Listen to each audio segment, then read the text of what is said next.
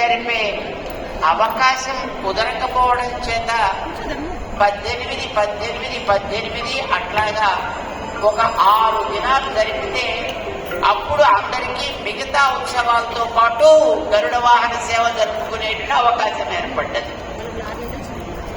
మధ్యలో కళ్యాణాలు జరగాలి కదా, దాంతో పాటు రథోత్సవం జరగాలి కదా, దాంతో పాటు తెప్పోత్సవం జరగాలి కదా.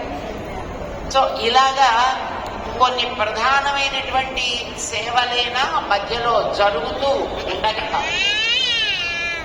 ఈ గరుడ సేవలు చెయ్యాలి అంటే ఒక్క గరుడ వాహనం మీద మాత్రమే స్వామికి అన్ని సేవలు జరిపేటటువంటి అందరు పెరుమాళ్ళకి జరిపే అవకాశం కలిగింది.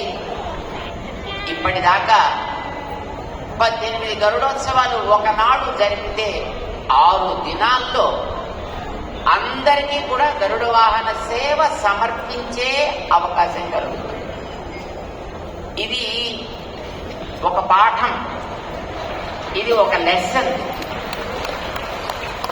అట్లాగా ఒక్కొక్కటి మన వాళ్ళు ఇక్కడ చేస్తూ ఉండగా వాడి ఒక్కొక్కటి అనుభవంలోకి వస్తున్నాయి. బహుశా మేము ఆశిస్తాం గరుడ వాహనంతో పాటు మరొక వాహనం చేయాలి, వాహన సేవ, హనుమద్ వాహనము లేకపోతే గజవాహనము జరగాలంటే 9 రోజుల ఉత్సవం చాలదు. అప్పుడు ఏం చేయాలి? 18 రోజుల ఉత్సవం జరగాలి. జరిగితే 2 వాహనాల సేవ పెరుమాళికి జరపడానికి అవకాశం కలుగుతుంది. ఎలా జరుపుతాడో తెలీదు.